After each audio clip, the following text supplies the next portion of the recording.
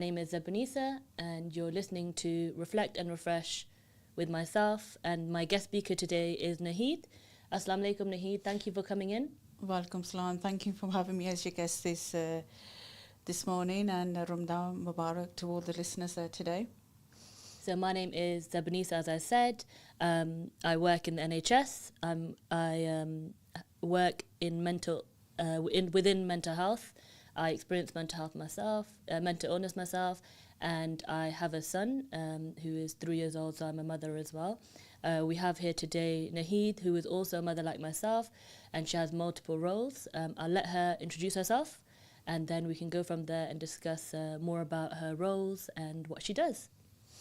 So my name is Naheed. I am a mother of two. Alhamdulillah, my two are grown up, 21 and 26. I have a full-time job in the logistics. I'm a section leader, part of the management team, so it is a very full-time physical job. But on top of that, I've got the two. I do photography and also do events organising. So I like to socialise. Again, it's a full-time job, which I work 24 hours on the clock, so it could be anything. MashaAllah, when you say full-time job, everything you're doing is a full-time job. We spoke before this show, and you were telling me that you work 48 hours in your logistics job. Then you also said you do photography, so that's upon request. Then you also do your events, yes. which you said could be about 8 to 10 hours of the week as well. And then you also said you're a mother, and I was just like, wow. And then when you spoke about your full-time job, which is your logistics job, which is about 48 hours, you said you do that at nighttime. So it's a nighttime role. So I was just like, wow, amazing. So how do you manage this all? Sometimes I surprise myself on how I do this, but it comes down to obviously planning and being organised and punctual. So I have to go by them religiously. Obviously, because I know what my shifts are, so I'm able to plan everything else around my shifts.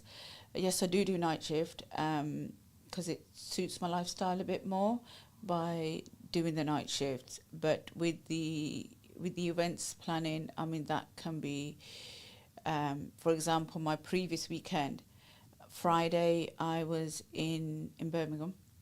Friday I was in Birmingham, had a photo shoot. Saturday I was in Leicester first. I was in Leicester in the afternoon, went back home to Nuneaton, and then I had to go to London. I was in London, came back Sunday morning. I didn't get to bed till 4 o'clock in the morning. My train was 8 a.m. on Sunday morning. Back to Nuneaton, and then I was back in Leicester for 3:15. So, I do not get a day to myself. I feel like that's really important, having time for yourself. I think especially for me, especially like the end of last year and this year, I've kind of tried to focus on having time for myself. That's a big tip that I would suggest, having time for yourself, because you can get carried away with all these roles, and then it's really hard to just have that time for yourself. But regardless of me saying have time for yourself, alhamdulillah, you look amazing, for someone who's a night shift worker and then doing all these multiple roles. Jazakallah. I try and look after myself. I do try, but I do get my me time. My me time is I go on holiday. I tend to go holiday. I try to go every 3 months. And what I tend to do is when I'm away on holiday, is when I relax on the beach with my mat book and whatever little things I need to do. So even I am working, but it's relaxed working. So that is my me time, and which I look forward to like every 3 months. But unfortunately this year I have 0 holidays planned because, alhamdulillah, my son's getting married this year. MashaAllah. I'm too young to be a mother-in-law, but, if it's written, it's written. I told him, look, don't make me a grandma too quickly. But so at the moment I have 0 holidays planned, but that's it. As an events organizer, I'm planning my son's wedding. That's amazing, mashallah. It's stressful. That is very stressful, but yes, I have that too. Did you say you have 2 children? 2 children. What were the ages, sorry? My son's 21 and my daughter is 26. And like, how do you manage your roles and motherhood? See, I've kind of brought my kids up to be independent because we were brought up to be independent. Obviously, they're at that age now where, you know, they both work, alhamdulillah, and they do their thing. So really, the only time they kind of remember me is, Mum, what we eating tonight? That is what I will get. But, you know, I still have my balance. I still make sure that I've got time out with them, spending evenings together or going out for a meal or, you know, doing something. So I do, you know, say that all 3 of us to have family time because they're doing their own thing. They've got their friends, they've got their social circle, you know, and they're progressing in other ways as well as their full-time job. But it's that taking that time out to sit down as a family, do something as a family as well, because that's key. Otherwise, you lose connection. I think that's really important, having open communication, having these open dinners together, you know, where you're spending time together, because as you get older, things get busier. Obviously, I have a 3-year-old, so I'm trying to manage working. So I do part-time work, but I also have my 3-year-old, and he'll be going to school soon. So then I'll have a lot more free time. So then I'll have to think, where will I go career-wise and how will I do it? But for now, I'm enjoying my time with him. And when they're younger, obviously, it's a lot more involvement that you have to have with them. But I imagine as they get older, they're becoming independent, they're doing their own thing. So yeah, you just have to get used to it and adjust, I think. This is it. So this is like while the kids were growing up, I've always remained just in a full-time position, like in a full-time job where I am there for them every day, you know, being there. So while they're at school, I'm at work, and then when they come home, I'm at home as well. So, you know, I did that while they were growing up. But I feel now they're at that age where, you know, they don't need me as much. So I'm able to do the things that I do now. Alhamdulillah. MashaAllah. I did attend, because you do event planning, I did attend one of your events and it went really smoothly. And I was just wondering, could you tell us a bit about how the behind the scenes of an event, what goes on about planning an event? Some people think planning, you know, like event organisers is so easy, because I think on the day we might be a little bit relaxed because we've done all the hard work with the behind the scenes. The first key thing is to get the right date. You have to look at the date, that it's not, you know, is it school holidays or is it some festive period? Was it clashing with any Islamic date? So you have to be mindful of everything. So the date is key. Then finding the venue, the right venue, the location of the venue, making sure it's got easy access, it's got car park, those kind of facilities that you need. And then it comes to the marketing. The marketing side is, you know, you need to obviously design a poster which is eye-catching. You know, it's got all the information in and it's eye-catching, making it all suitable, and then promoting it. An event, especially if you're selling tickets, it's not easy, because you've got to make sure the event attracts or appeals, or there's something in there for everybody. I think the worst element of promoting an event is doing the leaflet drop. It is, because the leaflet drop you can only do 1 week before the event. Regardless of what the weather is, you're going to have to go door to door and do the leaflet drop, which does consume a lot of time. And then it's getting like with the events, then I need the acts, looking for the acts, you know, getting different acts, because I don't want the same performers in there. I don't want it to be repetitive, you know, you have to think outside the box. And that's where it gets, a little bit challenging, because is a lot of these performers, you know, they're not local people, so I do need to go and see them either in London or Nottingham or Birmingham, and it's like I can have meetings at 1 a.m, 2 a.m. in the morning with these, because once they've done their performance and then they're free, then we can sit down and relax and get there in, and trying to stay within a reasonable budget, because the budget is key, because it's that the budget determines the ticket price, and I don't want my tickets to be expensive, so I want them to be affordable, I want them to be reasonable, so everybody can come. Everybody can come and attend the event, but it is very stressful. I feel like you're using your logistics background with this event planning job. I've been lucky because my previous role, my logistics have been the past 3 years. My entire life, I've been either management in retail, or I've worked in contact center environment, which enables me to interact with people, the customer service element, the planning and organising and so forth. And in my previous employment, I used to do events for the business.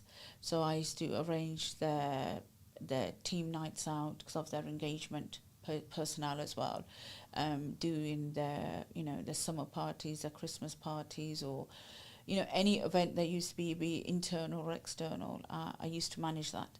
So those skills that I've had, I've been able to utilise them, in my events, in the planning, and and I truly appreciate that time that that opportunity I was given by my previous employer to have that responsibility. It's helped me out so much. But doing events wasn't something that I actually had in mind, because for me, my passion was photography. It was something that I wanted to do while I was in secondary school. But going back then, a female photographer wasn't really accepted in society. So I did do media studies, but then it stopped there. I didn't pursue it further. But then a couple of years back, we were on holiday, and I said to my sister, we were there having a girls' holiday. I go, look, I want to do photography. And they were like, go for it. I did the photography, but then as I was attending the photography events, especially like the evening events, and I'm like, when I saw them, I'm like, well, this is something I can do. The planning, I know this, it's like the back of my hand. So then last summer I moved into events. Yeah. Mashallah. So do you do this by yourself? Do you have a team? Do you have any support, friend support, family support? How do you do it? I'm a one-man band, so I do it all from start to finish. I do it all. And I think the reason why I do it that way, because I want things to be perfect. I want things to be the way I want them to be. So, I do it, I organise everything on my own. On the day is when families and friends will come and support me. Mm-hmm. They'll come and support me with, setting up and bringing the guests in and just making sure everything is, running smoothly. I'll give everybody a task, and they help me out on the day. But in organising the event, I do that on my own. And that is a lot of stuff to do, because in the past I did event planning myself, and there is a lot to do. You have to think about, like you said, cost. You have to think about who you're going to be inviting. Will people turn up? That's it. Sometimes when you're doing informative events and educational events, you have to think about the material you're going to be presenting. If you're a speaker, you have to prepare for that as well. This is it. That I shy away from. I think you'd be a good speaker, though. I do. You might want to try it next time. Probably I should, but I do. I only come at the end when I like to thank everybody for attending and show my appreciation. But I'll probably do quickly, like 10 seconds at the end there. But no, that I leave it to like the other people. Even like with my iftar event coming up, I've said, look, I am not setting foot on the stage. I get everything would need to be done by, obviously, the organisation that's coming in with me. I go, look, you're all going to be doing that, because I'm not setting foot on the stage in front of the mic. I go, that's not my scene. You might want to try it one time, and you might enjoy it. Enjoy it. No, I should. Maybe upcoming events. I should, but I think I'll skip this one. I know you have a few events coming up. I'm just going to briefly mention them and then we can talk about them individually. You have the Iftari event coming up. You also have, I think you mentioned it as the Qaswa event exhibition. That's correct. And then you also do, I think you also mentioned you had an Eid event coming up, and that you also do events generally if anybody wanted to contact you, like events for ladies. I went to a ladies event and it was very good. So Jazakallah khair for organising that one.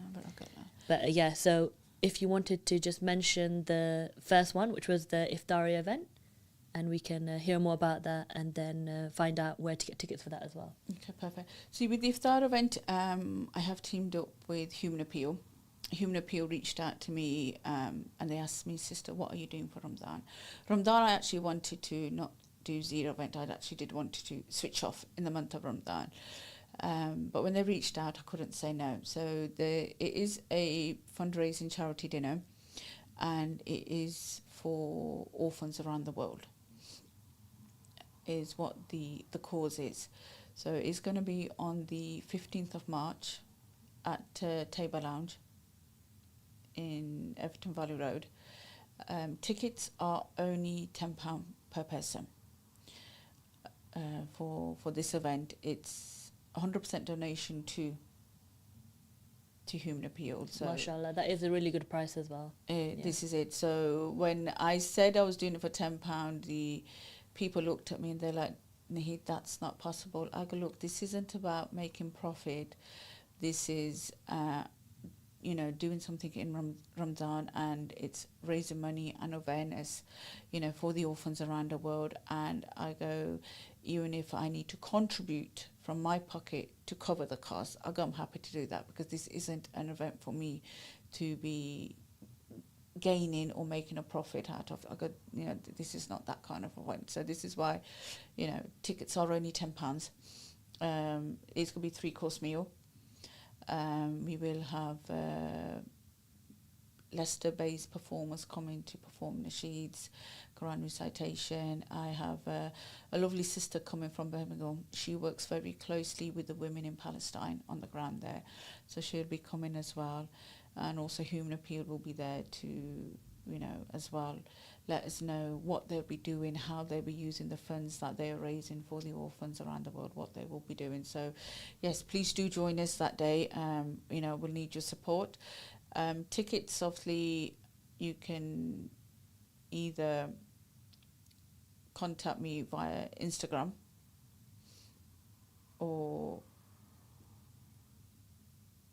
telephone number, but or we will be leaving some posters as well, so yes, maybe through Ramadan Radio as well. Yes, Ramadan Day can get through. What was your Instagram handle? So it's of his business name, so it's Waode, so WAODE, then photography. Okay. So search me, follow me, and please do attend the event. All the information will be on my website. The second event, I'm really excited that I've been given this opportunity to bring the Qaswa exhibition to Leicester. So the Saudi government have given an organisation here several artifacts from Mecca and Medina, and they are going all the way back to the Ottoman era. And these are items which, yes, when you do go to Mecca or Medina, you can either see them and not touch them, and some of them are that you cannot even see them. So these are rare objects and items and cloths and that are going to be exhibition in Leicester. Again, it's going to be at Table Lounge. And it is a ticket-based event because the brothers are raising funds to build a museum in where they can showcase the items. Where will the museum be? They are originally based up north, but they've not decided, where they would do it. So at the moment, they're trying to raise as much funds as possible so then they can build this project. And, alhamdulillah, the brothers, they've got really great attentions, and they were doing events and they were doing it, but they weren't, they're like, sister, we're not able to raise money. And I was like, brother, because you're kind of doing it the wrong way. Then we sat down, we had a chat, and they're like, yes, sister, you know, they're going to be want to work with you. So yes, I'm bringing that to Leicester on the 20th. So how will the event work? Because like with the other event, obviously it'll be a dinner, there'll be some performers, and there'll be some words about the orphans and raising funds for orphans. But how will this event work? This way, so yes, it's ticket way. So you'll offer the ticket. It is your entry to the exhibition. All the items will be displayed in Table Lounge. The brothers will also be educating on, talking about the project, what they're doing. They will be discussing all the items in there, giving in the history on the items and what era that they were from. And then they're able to touch them as well. So you'll be able to touch them. We have the locks from the Hanakaba and the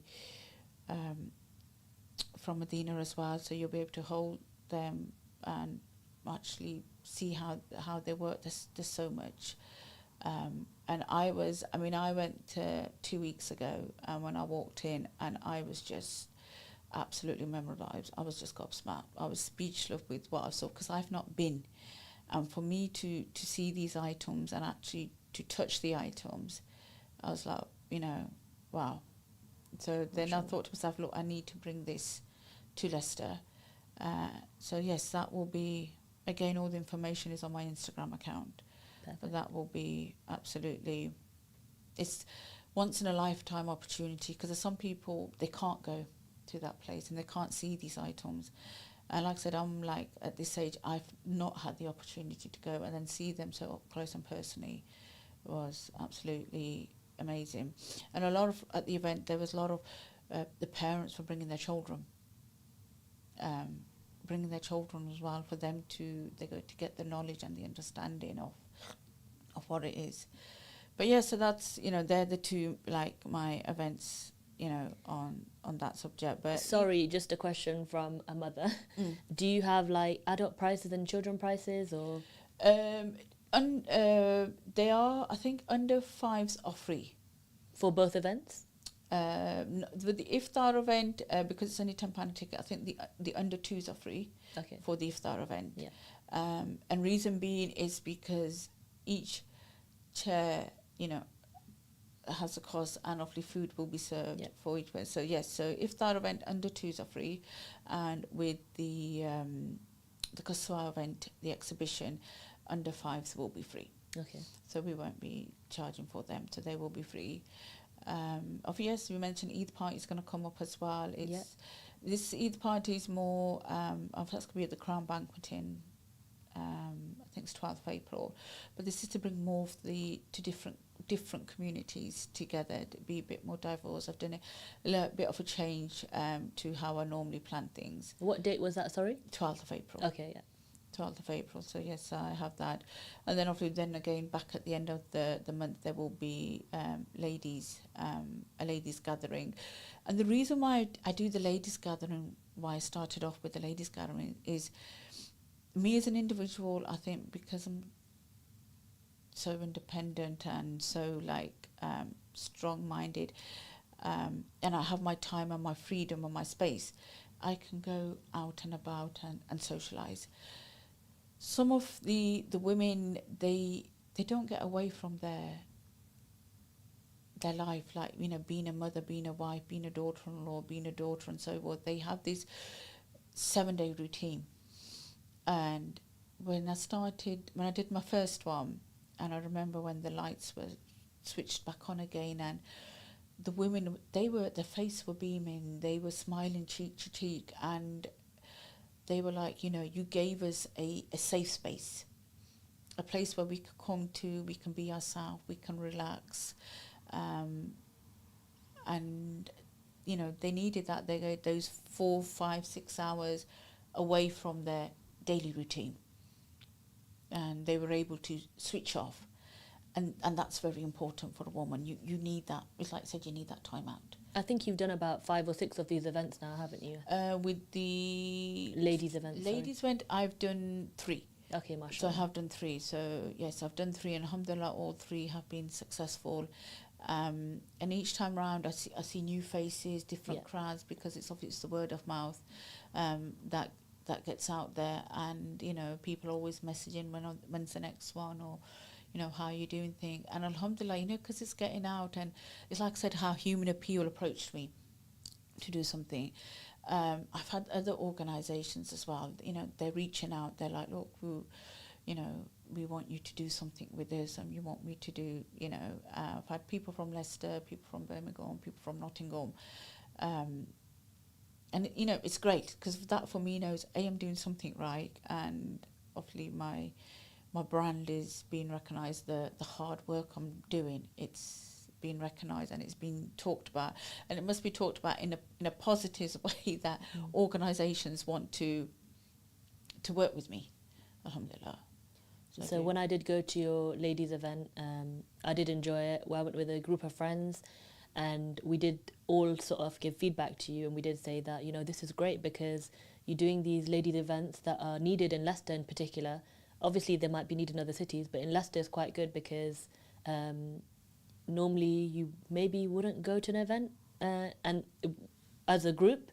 And normally you might just go to each other's houses, but it's just a bit of a change of scenery, and then you can leave if you have children. So we all had children, we left our children with our partners or with our family, and it was just nice to have a little bit of a break, and just enjoy the outside of home sort of event, just specifically to mingle with other ladies. It was a good networking opportunity as well, to be honest. It was good, yes, because you get and I have a lot of women who travel, women from Peterborough, Derby, Manchester, Wellingborough, Birmingham, Coventry, who attend my events in Leicester, and they say bring it to us, or but then it's like, no, I go it's not easy for me, because I lived in Leicester for 8 years, and I worked in Leicester for 10 years.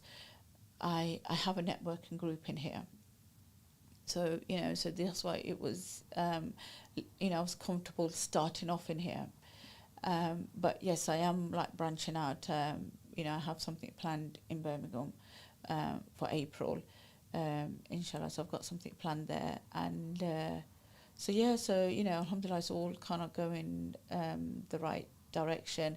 And I'm not going to lie to you, I have met some lovely women, without these women, often my events wouldn't be my events. But I've met so many women who are so supportive and so encouraging, and I'm a huge believer of women empowerment. Women empowering women, I'm all about that. Even within my, for example, when I do my bazaar events, I get a lot of new businesses, women businesses, who come along, and I have a conversation. I don't just ask them, what do you do? We do this. Oh yes, I need that stall. This is my stall price. I have a chat with them. What do you do? How long have you been doing it for? Your products you're selling, what are their cost? And then, if they're only selling it for a couple of quid, it's like, again, they need to make profit. Oh yes, it's brand awareness. And then I will say to them, look, the stall price is this, but for you, I will do it for this. Because at the end of the day, I would like you to come, cover your costs, also make profit, and for you to get a feel of what it is to be, promoting yourself in a bazaar event. So you have to, everything isn't about profit gain and making money. You want to grow yourself, but you want to make the people around you also grow. Exactly. And I think that one skill that I have, and I'm just genuine. So I don't have, a personal personality and a work personality. I can feel that, definitely. I am as I am, and I think that's what women have liked, and that's how they've connected. They're going to, you're just genuine. You are, what we see, is what we get from you, and you have to be. And another big thing is the fear of Allah lives in me. The fear of Allah lives with me, because when people say to me things like, there's things you do and other people wouldn't do that, or whatever, I go, I can't, because I go in the day on Judgment Day, I've got to answer for my actions. And if there's something that I can do to, you know, and it benefits you and it helps you grow and progress, I will certainly do that. You know, may Allah subhanahu wa ta'ala reward me in another way. So it's not all about making money. That's very true, alhamdulillah. It's nice to see that side of you and hear from you today. My question to you was, do you attend all your events? Yes. Every single one? I have to attend my events. If I don't attend my events, then obviously, you know, I do attend all. It's really good to see that you're hands-on.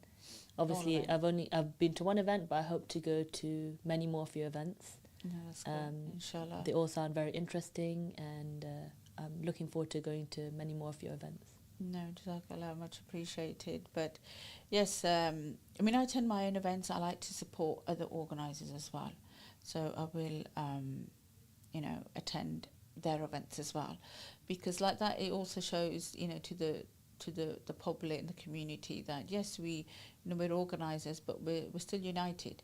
You know, there's no rivalry or there's no, you know, negativity between us, because we need to, you know, support each other. And, you know, I've worked with and the people that like kind of inspired me to go into like the event side. I used to go to London to the beauty ball. I went last year for 2 as a photographer. She's a huge influencer, TikTok influencer, Kurdish influencer named Gila Beauty, and she's been very supportive, and especially in my charity work. She's like, tag me in any event or any good cause you're doing or any charity work you're doing. She goes, tag me, I will repost it for you. So she's been very supported. I've worked with the team in Wolverhampton, House of Noor. Again, with them, I've learnt a lot. And again, they've been very supported and very, you know, encouraging. And they'll give their advice on how to do things. And it's been amazing. So, yeah, I think those kind of people that I've worked with beginning of last year, you know, they've kind of helped and support, you know, me going into events organising, to be honest. But yeah, it's been fun. I mean, it's like people like yourself as well. You know, thank you for inviting me here today, and that's what I believe in. It's supporting each other, having a good network, you know, 100%. in your circle. Yeah, there are going to be haters. You know, haters are going to hate. So, you know, I have inherited them as well, you know, as I've gone along.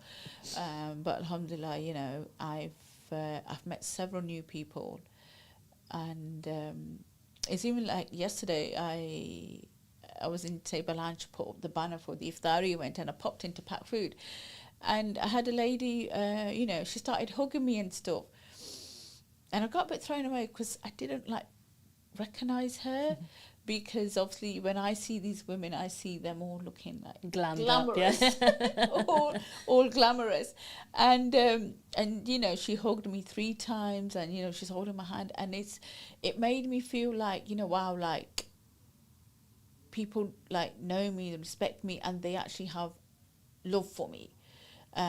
And you know, it was really nice, and I think people still recognise me because I kind of got my own little style with my headscarf and my sunglasses. So you know, even if I'm having a bad day, people can still recognise me. But I was kind of blown away yesterday, you know, by meeting her. Even when I've gone to other events, and you know, I've seen people and they're like, hi, and I'm like, you know, you're like. And they're like, oh, we came, and then you're like, okay, yes. And then when they say their name, because I've known them, they're on the guest, and I'm like, yes. And it's nice to be recognized for something, yeah. Recognized, and that's really nice, yeah. And to feel loved, you know, it's really nice. And one thing, I organised an event recently in Nuneaton, because obviously that's where I live at the moment. And I had another event organizer who didn't attend my event or anything, but obviously people were talking about the event. And she messaged me, and she's like, sister, you know, congratulations. She goes, I heard your event was a huge a success, and, you know, mashallah, and, you know, so forth. And then she was also giving, you know, incentives, you can do this and do that, which was really nice. So this organizer, I don't work with this organizer, but obviously when vendors, you know, they've gone home and they've been buzzing and they've been talking about the event, I got the message late at night, and, you know, it felt great. It must be really nice to hear this feedback. You know, like once you've done an event and then you get the feedback from various avenues, it just must put a smile on your face. You know? It does. Yeah. That's when you know the hard work has paid off. You know, the hard work has paid off. And I'm that type of organizer. If one of my vendors hasn't done well, then I will say to them, look, don't worry, I will take care of you, because the event may be busy, but their product wasn't, you know, there wasn't a demand for it. So I do like to take care of my vendors, my stall holders as well, because my events, my bazaar events wouldn't be without them. And it's not, I need repeat custom from them. So I always try and take care of for everybody. And I think because of my experience in 17 work in the contact centre, well, actually 30 years plus in customer service, in retail or bank, that environment, we've always wanted, when if the customer, when they're leaving the department store or if they're hanging up, to be happy. And that's what I try and do, you know, my work ethics in that way. So what I've learnt over the years, you know, I've been able to implement it in the photography and in my events. That's really nice to hear.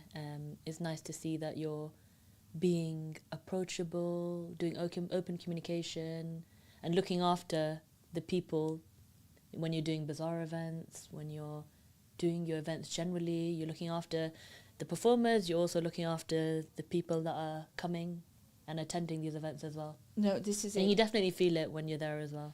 Yes, you have to feel it. And I'm not like I, for example, once I had a few times, like, people have come but something's happened and they've not been able to attend. And when they say to me, and if I'm in a position where, you know, them not attending, it's not had a negative impact, I'll say to them, okay, that's it. This is the next event. You can come to the next event at no cost. So, you know, I will do that. Or I have women who, they can't do bank transfers, they don't know how to do electronic payments, and then it's paying cash on the door. I am taking a risk because I'm reserving their seats. You know, they could come, they can come, or they might not turn up. But I, you know, give them the benefit of the doubt. I'm like, yes, sure, you can, you know, pay at the door. Which, you know, you have to be flexible, you have to cater, you know, for all. But alhamdulillah, you know, the women of Leicester, or all the women that attend my event, you know, they've been so loving, so supporting, and I truly appreciate every single one of them. I mean, I did a small get-together for my birthday, and I said, look, you know, for the ladies to come, and women turned up an hour's drive. They did an hour's drive just to turn up to, Mashallah, yeah. They go to be with me. They go, you know, we want to be with you today. And that really tells me that, you know, I'm doing something right, and that, you know, I am loved. And that's what's more important to me. Alhamdulillah. But yes. Is there anything you would say to other mums? Any tips about how to balance having work-life balance, or having multiple roles? Like, what sort of tips would you give to other mums? With mums, I would say, like, obviously, especially if you've got younger kids, it's the times that your children are at school or at madrasa. That is the time for either for you to work in, to plan in, to do your organisation, for you to have that balance, so you're not missing out on your kids. So, you know, your children are still there if you've got the younger kids, and it comes down to organising. You know, as individuals, we know what hours we have to ourselves, and what hours we need to dedicate to the family, and it's working around those hours, and doing time management. I totally agree. I think it's all about being organised. I like to be organised myself, especially having my 3-year-old, and I try to plan everything. And like I said, what I've started to do myself now is me time. Having me time is really important. Yeah. Whether it be half an hour in the morning before he wakes up, the little one, or when he goes to bed for half an hour, I'm definitely trying to have that me time, and that's something I'm trying to focus on in my new motherhood journey. Inshallah. Yeah. My me time is my first cup of tea in the morning, because my first cup of tea in the morning, it's a 15-20 minute. That is my do not disturb me.